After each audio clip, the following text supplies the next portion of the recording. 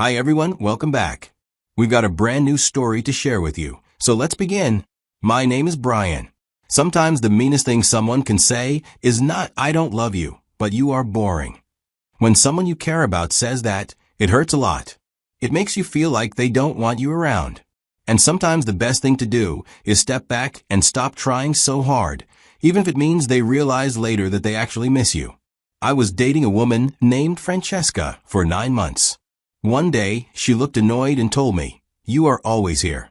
It's boring." In that moment, I understood that she didn't like how much I cared or how hard I tried to spend time with her. She liked it better when I was gone. Francesca and I met when I worked far away on an oil rig in the middle of the ocean. My job was very tough, and I had to stay there for weeks at a time. Francesca worked in a dentist's office, helping clean people's teeth. She worked regular hours and had weekends free. We met at a bar one weekend. I was home for a short break from work, hanging out with my coworkers. Francesca was there with her friends. We talked, laughed, and liked each other right away. Within the first few months, we dated slowly because of my job. We saw each other when I came home. While I was away on the rig, we talked by text and video. The time apart made our time together feel exceptional and exciting. After a while, Francesca's friend, the one she lived with, got engaged and moved out. Francesca needed a new place to live, but couldn't afford her own apartment. I told her she could stay at my house. I had a 3-bedroom home in Galveston, but it was empty whenever I was offshore working. It made sense. She could save money, and I would come home to someone instead of an empty house. She was delighted and moved in around the 5th month of our relationship. At first, everything worked perfectly. She had the house to herself when I was gone. When I came home every few weeks, we spent our time together. This routine made our relationship feel balanced. Francesca had much free time while I was gone. I could focus on my job without worrying about home. About 7 months after we started dating, and about 2 months after Francesca moved in, something happened at my job. My company said that, due to bad weather and schedule changes, everyone had to use their vacation days before the year ended. If we didn't use them, we would lose them. I had saved up 8 weeks of vacation. That was 2 whole months. So I decided to take all the time off. This meant I would be home for 2 months straight. I didn't tell Francesca yet. I wanted it to be a nice surprise. I thought she would be happy that I wouldn't be leaving for weeks like I usually did. I imagined we would finally spend real time together and make our relationship stronger. When I came home with the news, I told her with a big smile, almost as if I were giving her a gift. Guess what? I have 8 weeks off. We can finally spend time together. But her reaction surprised me. She smiled and said, "Oh, that's great," but her voice didn't sound happy like I had imagined. I didn't know what to make of it initially, but I didn't think much of it back then. I tried very hard to be a good boyfriend. I asked her what she wanted to eat, so that I could prepare it before she came home from work. I suggested fun things we could do together when she is off work. I checked on her often and tried to talk with her. I wanted to show her I cared in every way that I could.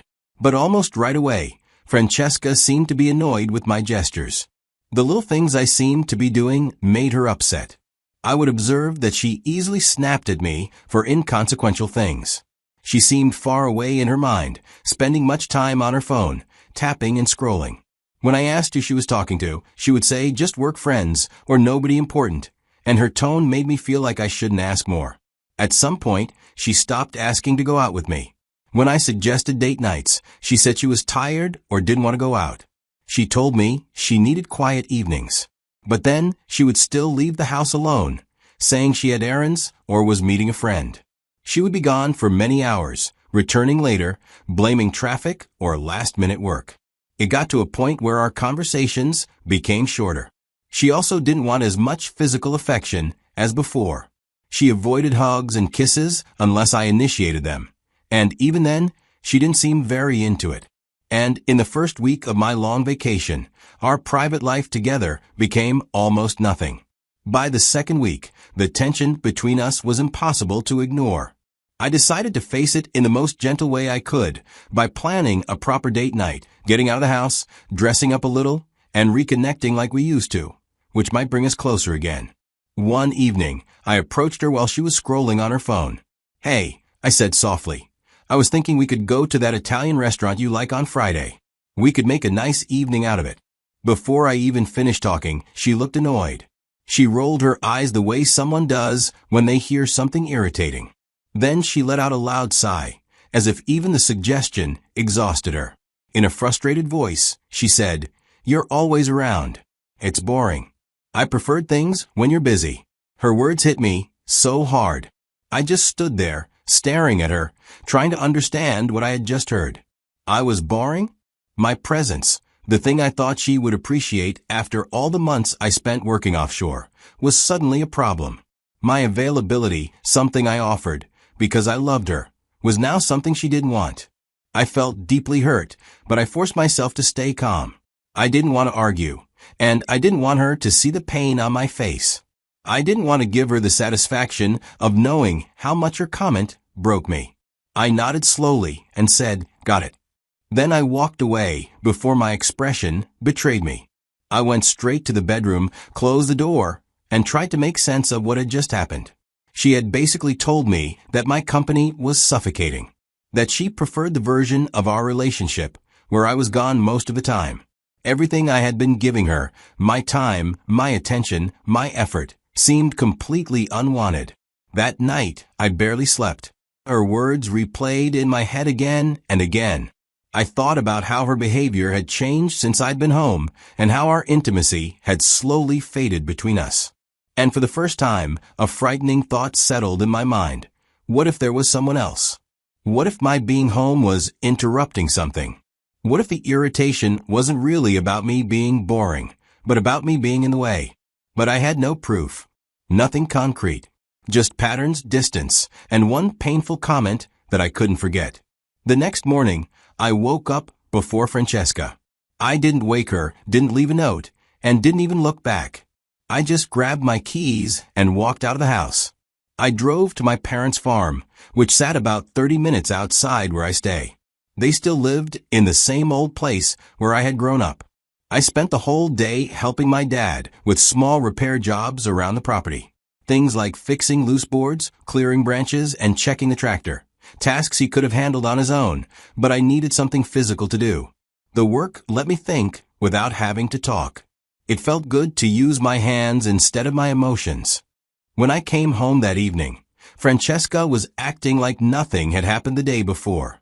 She greeted me with a casual, "Hey," like we hadn't had tension hanging in the air. She asked where I'd been, and I gave her the shortest answer possible, a simple "out." Then I went to take a shower. I didn't offer more, and she didn't push. That night marked the start of a new pattern. I stopped asking her detailed questions about her day or what she planned to do for the week. I stopped suggesting we spend time together, and I stopped trying to fit myself into her schedule. Instead, I started going to my parents' far more often in the days that followed. I would leave in the morning and come back in the evening. My dad didn't need the extra help, but working beside him gave me peace. It gave me somewhere to put my energy. On days I wasn't at the farm, I returned to the gym. I had let my workout routine slip because of my job, but now I threw myself back into it. I spent 2 or 3 hours lifting, running, sweating, anything to clear my head. I also started reconnecting with old friends I had drifted away from during my relationship with Francesca. Some of the guys I grew up with who still lived in town. I met them for beers, went fishing, or just hung out. Something I hadn't done in a long time. It felt good and normal. I stopped telling Francesca my comings and goings unless she directly asked. I would leave the house quietly, and I would come back without explaining where I'd been. I gave her the same level of communication she had been giving me. At first, she seemed relieved. Her irritation faded. She seemed happier that I wasn't always around anymore. It looked like she thought I had finally listened to her complaints and adjusted myself. But after about another week, her attitude changed. She started watching me more closely, started paying attention to the times I left, and when I came back. Then she began asking questions like, "Are you okay? You seem distant. Where are you going? You've been out a lot lately. Why are you coming home so late?" She asked them casually, pretending she wasn't bothered. But I could hear the shift. Curiosity mixed with something else, something like insecurity. That's when the realization that I hadn't been clingy came to me. I had simply been present and available, someone who offered time and attention freely. Now that I wasn't offering it anymore, she was getting a taste of what distance felt like. And she didn't like it. As more weeks go by, she suddenly started suggesting we do things together on the weekend. She brought up-to-date ideas, the same types of plans she had brushed off when I suggested them. But when I told her I already had plans, she complained. "You're never around anymore. I thought you were home on leave." The irony was unbelievable. 3 weeks earlier, I was too available and boring. Now, I was not available enough. I stayed polite, but didn't fall back into old habits. I didn't rearrange my life to please her. I kept the space I had created. By the 4th week of my leave, she came home one evening and found me in the bedroom getting ready to go out. I was putting on cologne, wearing clean jeans, and a freshly ironed button-down shirt. I had plans to meet friends at a sports bar to watch a game. Francesca stood in the doorway, surprised. "Where are you going? You didn't say anything about going out tonight." I answered calmly as I finished getting ready. "Don't wait up." I watched her expression change instantly. The casual question turned into a mix of jealousy and insecurity. She hadn't expected me to look good and go out without explanation. Her voice tightened as I walked past her. "Are you going to meet someone? Another woman?" That question told me everything. She was afraid I'd found someone else. Afraid her own dismissiveness had pushed me away. I didn't answer. I grabbed my keys and wallet, then left. I stayed out longer than I needed to, but I enjoyed the night. When I came home around midnight, she was still awake on the couch, pretending to watch TV, but clearly waiting for me, despite my earlier words. She tried to act normal, but her voice cracked a little when she said, "You're acting really strange lately. I don't even recognize you anymore." I stayed calm without arguing, telling her I was tired and went to bed. Over the next few weeks, the pattern continued. I focused on myself, I saw friends and family, and trained harder at the gym. I followed my own interests instead of shaping my days around her. I finally understood that her problem wasn't actually me. She had simply stopped valuing what I offered because it was always available. By the 5th week of my leave, Francesca's attitude took a darker turn. She started getting upset over tiny things. She picked fights over dishes, laundry, anything she could think of. She nagged constantly. Where was I going? Who was I with? Why wasn't I picking up her calls when I am out? Why had I changed? I barely spoke unless she asked a direct question, and when I answered, my responses were short. I stopped initiating intimacy of any kind. We were living in the same house, but we weren't really living together anymore. We had become roommates, and nothing more. I spent one afternoon at my parents' farm just thinking. The quiet of the place forced me to face everything I had been avoiding. I thought about my relationship with Francesca, what it used to be, what it had become, and whether it was still worth holding on to. As I sat under the old tree near the barn, I realized something that made me rethink everything I believe in. I was paying every single bill for the house she lived in, and she lived there completely rent-free. I had given her a comfortable life, and all she did was complain about me. The truth was clear. I was putting effort, money, and emotional energy into someone who didn't appreciate me and didn't respect what I did for her. I asked myself why I kept allowing her to stay in my house. Why I continued to accept behavior that made me feel unwanted in my own home. I thought about it for a long time, and I still couldn't find an honest answer. Was it pride? Was I just used to having her around? Was I secretly hoping things would somehow get better? None of those reasons was strong enough to stay in a relationship where I was not valued. So I made my decision on that farm in the quiet afternoon. That evening, I called Francesca. I spoke clearly and directly. Francesca, I want you to pack your things and leave within the week. When I go back to work in 2 weeks, I'm changing the locks. She exploded right away. She screamed, cried, accused me of cheating, said I must have found someone else, and that I was kicking her out to replace her. I didn't argue or try to defend myself. She poured out every insult and accusation she had been holding inside. I let her speak until she ran out of breath. When she finally stopped, answered calmly, "We're not married, Francesca. I can end this relationship at any time. And I'm ending it now, before things get worse. You need to leave." Her anger suddenly changed to begging. She said she was wrong to criticize me, that she appreciated everything I did, that she would change, and that we could fix the relationship together. But my decision was already made. I told her again that she needed to be out within the week. Then she switched tactics again, this time to defiance. She said she wasn't leaving, that this was her home too, that I couldn't just kick her out. I reminded her that the house was in my name, that she paid no rent, and that she was staying there only because I allowed it. And now I was withdrawing that permission. She refused to accept it, insisting she wasn't going anywhere. I didn't push the argument. I walked away from the conversation. Over the next several days, she acted as though none of it had happened. She stayed in the house, as if everything were normal, as if ignoring my decision would somehow erase it. I let her think whatever she wanted. Meanwhile, I quietly prepared my own plan. A little over a week later, the day before I had to leave for the oil rig, Francesca went out to meet a friend.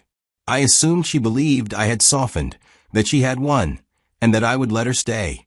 The moment she left, I called a locksmith. He came within the hour and changed every lock, front door, back door, and garage. He gave me a new set of keys, ones Francesca had never seen. It cost a few $100s for the emergency service, but it was worth every cent. He finished before Francesca returned around. I watched through the security camera on my phone as she tried her key in the front door. I saw the confusion on her face when it didn't work. She tried again, then checked her key, as if she had picked up the wrong one. She went to the back door, same result. She called me. I didn't answer. Then she texted, "The locks don't work. Did something happen?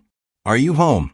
I ignored the messages as I watched her calmly stand on the porch, not sure what to do. She knocked. She called again, then texted more aggressively, "Brian, this isn't funny. Let me in." I didn't respond. Eventually, she realized what had happened. This wasn't a mistake or a joke. I had locked her out on purpose. She waited on the porch for about an hour, sitting on the steps, calling and texting every few minutes. Maybe she thought I would feel sorry for her and open the door. I didn't. Finally, she left. Probably went to stay with a friend. I didn't care where. That evening, I packed all her remaining belongings. I put them neatly into boxes and garbage bags and carried them out to the front porch. It wasn't my job to store her things. I had given her time, warning, and options. She ignored all of them. Now it was finished. Early the next morning, I left for the rig. A driver was already waiting to take me to the dock, where a helicopter would fly me offshore. I made sure to go long before Francesca was likely to come by. I didn't want a scene, and I didn't want to hear any excuses. During the ride, I opened the security camera app on my phone and watched the live feed. Around 9 o'clock, Francesca arrived with a female friend. I watched the two of them walk up the porch steps and stare at the boxes I had packed the night before, her clothes, her shoes, her things. Everything she owned that had been in my house. I watched them try the door again, even though I had already changed the locks. Then I saw Francesca take out her phone and call me. My screen lit up, but I let it ring. I wasn't interested in hearing her voice. They stood on the porch, talking for a while. Francesca kept waving her hands, clearly upset and confused. She kept looking back at the house, as if she couldn't believe she was locked out. Eventually, they started carrying the boxes to her friend's car. It took several trips. Francesca called me more times while they were loading everything, but I ignored every call. When the porch was finally empty, they got back into the car. Francesca called me once more before they drove away. That was the moment I blocked her number, and her friend's number too. I didn't want explanations, apologies, threats, or promises. I wanted peace. That afternoon, the helicopter took me to the rig. As soon as the familiar noise and routine surrounded me, I felt something like relief. After 2 months of emotional chaos, The quiet isolation of work actually felt comforting. Francesca kept trying to reach me, however. She messaged me through social media, tried to contact me through mutual friends, and even made new accounts to send messages. I blocked every single one. Whenever someone asked, I told them the same thing. We were done, and I didn't want any contact with her. Now looking back, I understand everything much more clearly. I learned that when you are always available, people can start taking your presence for granted. Francesca stopped appreciating me because she assumed I would always be there. It was only when I pulled away that she realized the value she had been ignoring. I learned that silence can be more powerful than arguments. Walking away, shutting the door, and refusing to engage spoke louder than any fight we could have had. My absence showed her more truth than my words ever could. I learned that respect is essential in any relationship. Her comment about me being boring wasn't a joke. It revealed a lack of appreciation for everything I did. If I had stayed after that, it would have sent the message that my efforts didn't matter. I learned that removing someone from your home doesn't require their approval. She didn't get a say in whether she could stay. The house was mine, she paid no rent, and changing the locks while she was out was entirely within my rights. But the most important lesson was this: I deserve to be appreciated, not tolerated. A relationship where my presence feels like a burden is not a relationship I should hold on to. Choosing myself over someone who didn't value me was the healthiest decision I could make. Yes, the process was painful. It meant accepting that 9 months of my life had been wasted. It meant staying firm even when she refused to leave. But I kept going because deep down I knew I deserved better. I deserved respect. I deserved a partner who valued me. Francesca wasn't that person. So I closed that chapter completely. And honestly, my life is better now. I'm surrounded by people who appreciate consistency, who value presence, and who don't only want me when I'm out of reach. I made the right choice. And I'm finally at peace with it. Thank you for watching.